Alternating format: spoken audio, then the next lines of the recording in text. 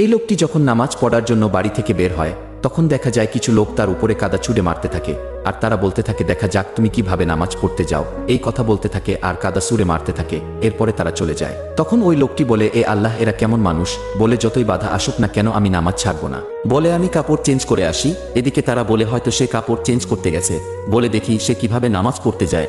এরপর লোকটি আবার যখন নামাজ পড়তে যায় তখন তারা তিনজন মিলে তার জামা কাপড় নষ্ট করে দিয়ে চলে যায়। তখন লোকটি বলে, আল্লাহ, এরা যতই বাধা দিক না কেন আমি নামাজ ছাড়বো না, বলে আল্লাহ তুমি তাদেরকে হেদায়েত দান করো। তারপরে লোকটি আবার কাপড় চেঞ্জ করে বের হয়। লোকটি যখন বের হয় তখন তার সামনে কালা কাপড়ে ঢাকা একটি লোক চলে আসে। লোকটি বলে, কে তুমি? সে বলে, আগে নামাজ পড়ো তারপরে বলবো। তখন তাকে পাহারা দিয়ে মসজিদে নিয়ে যায়। নামাজ শেষে যা বলল তা দেখার আগে ভিডিওটি লাইক করে দাও, চ্যানেলটি সাবস্ক্রাইব করে দাও।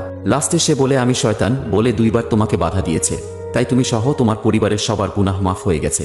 যদি আর একবার বাধা দিত এলাকার সবার গুনাহ মাফ হয়ে যেত।